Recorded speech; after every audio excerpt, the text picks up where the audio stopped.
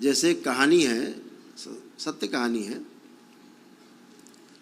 एक बादशाह था, उसने पूरे अपने लिखा है चरित्र में, स्वयं की लिखी पुस्तक है उसकी। उसने स्वयं लिखा है कि एक बार एक व्यक्ति आया, वो बंगाली था, और इनके उसके राज्य में उसने कहा कि मैं खानसामा हूँ, शेफ़, और बहुत अच्छा खाना बनाता हूँ। मेरा खाना अगर आप खाएंगे तो बनाया हुआ तो आपको अच्छा लगेगा। तो उस बादशाह ने कहा कि मेरे ख्याल से जहांगीर का शायद नाम आता है। तो उस बादशाह ने कहा कि ठीक, को देखा जाए। तो उसने एक बना करके खाना, सब्जी वब्जी बना खिलाई, तो बादशाह को इतना पसंद आया।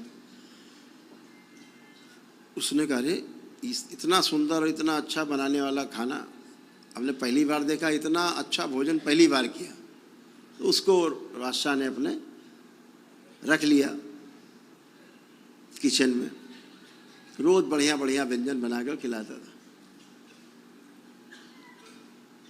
फिर जो वहाँ का मुख्य खानसामा था, जो मुख्य रसोइया, उसको बादशाह ने हटा दिया और उसको मुख्य रसोइया बना दिया, बंगाली दादा को। अब बंगाली मोशाय जो थे, वो बाबू मोशाय, वो मुखिया हो गए किचन के। और पहले वाला क्यों चुप बैठेगा, उसकी कुर्सी छीनी। उसने कहा, करता क्या है, बनाता क्या है, छुपा के लाता है, छुपा के बनाता है, करता क्या है। कहा, इसका पीछा करो। अपने लगाए कुछ उसने दाएं बाएं वाले, खुद भी लगा। तो एक दिन उसने देखा कि प्रातः काल वो ब्रह्म मुहूर्त में जाता था।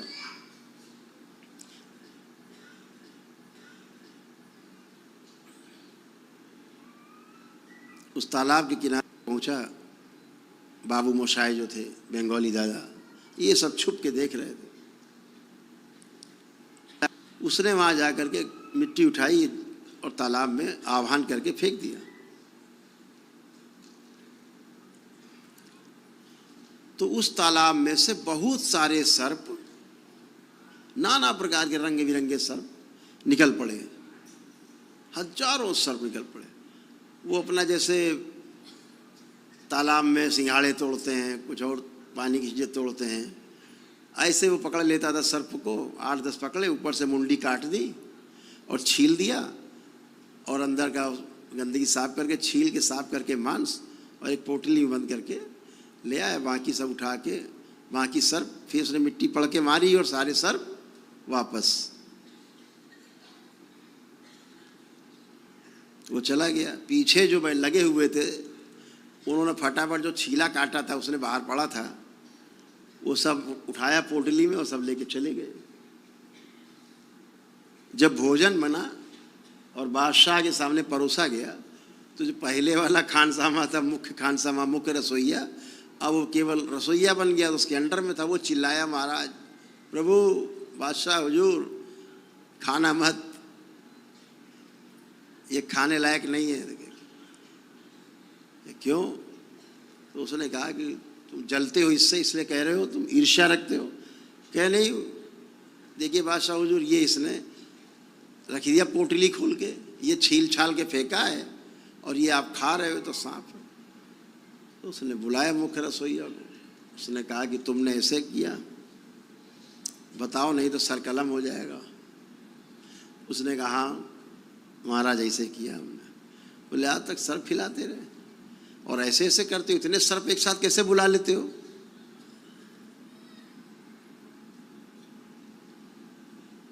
उसने कहा, महाराज, विद्या हमारे पास है, हम तो किसी भी सर्प को बुला ले सकते हैं, विद्या है। तो उसने कहा, अच्छा, तुम एक ही तुम्हारी कंडीशन है तुम्हारे प्राण छोड़ने की, कि अब तुम मेरे सामने सब ये करोगे। क्या क्या कर सकते हो? उसने सब बताया। तो उसने कहा, सबसे बड़ा सर्प बुला के दिखाओ, जो दुनिया में सर्पों का राजा हो, ऐसा दिखाओ। तो उसने कहा, महाराज, उसको बुलाना, हमारी जान चली जाएगी, हम मर जाएंगे। बोला, मर तो वैसे भी जाओगे तुम, जब नहीं दिखाओगे। दिखाओगे तो हो सकता है जिंदा भी रहो। जद्दोजहद हुई, या तैयार हो गया, मरता क्या ना करता। एक पहाड़ से करीब 500 मीटर 700 मीटर दूर उसने गड्ढे खुदवाए, बड़े बड़े नाला जैसा गड्ढा खुदवाया, खूब गहरा, पहाड़ तक। और सभी सभा लगी और जनता जनार्दन इकट्ठी हुई। तो उसने कहा हम आपको सर्प दिखाते हैं। तो जब उसने आवाहन किया तो तमाम प्रकार के सर्प आते थे, जाते थे, आते थे, जाते थे, आते थे, जाते थे, वापस पहाड़ों की तरफ आते थे, चले जाते थे। हजारों प्रकार के सर्प देखे। तो उसने कहा इन सर्पों का राजा भी तो दिखाओ। उसने कहा महाराज ये छोड़ दिया जाए। कहा नहीं, दिखाना पड़ेगा। तो उसने कहा बंगाली दादा ने कि एक शर्त है, क्योंकि हम मर जाएंगे पक्का है। वो आया और हम मरे, ये पक्का है। क्योंकि जो हुआ ये था कि जो नाली खोदी गई थी उसमें दूध भर दिया गया था, खूब पूरा दूध से लबालब भर दिया गया था। उसने कहा था दूध भरा होना चाहिए इसमें। और कुछ खील होती है, दीपावली में प्रयोग की जाती, धान की खील बनती है, वो डाली गई थी। क्योंकि सर्प को धान की खील बहुत पसंद है। दूध नहीं पीते, दूध पीना पसंद नहीं। दूध पी के तो सर्प मर जाते हैं। इसीलिए नाग पंचमी में सबसे ज़्यादा सर्पों की हत्या हो जाती है, सर्प मर जाते हैं दूध पी के। जितनी मरने वाली संख्या नाग पंचमी में है, उतनी संख्या किसी दिन नहीं होती। तो क्या हुआ कि वो आखिरी में मरता क्या ना करता। तो उसने बादशाह से कहा कि एक शर्त है, तो हम उस सर्प के राजा को बुला सकते हैं, क्योंकि हम तो मर जाएंगे। तो फिर तो बोले एक ही शर्त है कि जब हम मर जाएं तो यहाँ पर पहले उस एक तेल का बड़ा कढ़ाई रखा दिया जाए, बहुत बड़ा कढ़ाव। एक भैंसा रखा जाए, बहुत बड़ा भैंसा, ताकतवर भैंसा।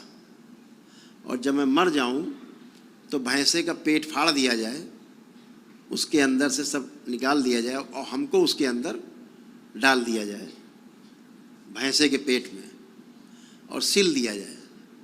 और फिर उस भैंसे को उठा करके उस कड़ाह में, तेल में ऐसे रखा जाए, उसी में डूबा रहे वो भैंसा। बोले फिर क्या होगा? बोले फिर मेरी बहन रहती है बंगाल में, उस तो मैं मुझको बहन आ करके मुझको जिंदा कर सकती है। उसके ये शक्ति उसके पास है, हम भी कर सकते हैं। बोला उसने कहा कि हम भी कर सकते हैं जिंदा, लेकिन हम तो मर ही जाएंगे, तो अब जिंदा कैसे करेंगे? तो मेरी बहन कर सकती है। पताता लिखाया, व्यवस्था की गई। तो उसने आह्वान किया तो सामने से पहाड़ जो है में दरार पड़ी, पहाड़ में फटा थोड़ा सा, और उसके बीच से एक सर्प निकला, बहुत मोटा ताजा सर्प। और उस सर्प के ऊपर एक छोटा सा सर्प बैठा हुआ था, यानी वो चल नहीं रहा था। उस सर्प के 3 फन थे, 3 फन का सर्प जो बैठा हुआ था। और जिस सर्प बैठा हुआ था वो सर्प चल रहा था, वो केवल बैठा था उस पर कुंडली लगा।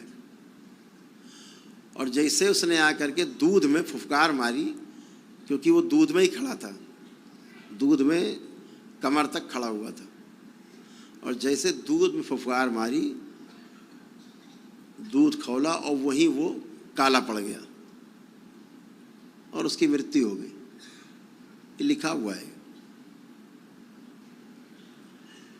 तो उसको जैसे उसने कहा था वैसे ही बंद किया गया, भैंसे के पेट में तेल में रखा गया। फिर उसकी बहन आई महीने खाड़ में, 1.5 महीने में वहाँ से, फिर उसने आकर के उसको दोबारा से जिंदा किया।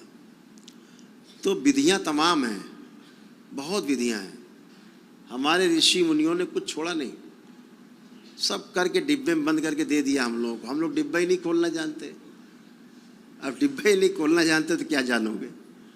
तो ऐसी ऐसी तंत्र विधियाँ हैं कि, लेकिन विधियाँ हैं। अब अगर सोचते उसको भैंसे के पेट में ना रखा जाता, उसको ना तेल में रखा जाता तो मर जाता, उसकी बहन भी कुछ नहीं कर सकती थी।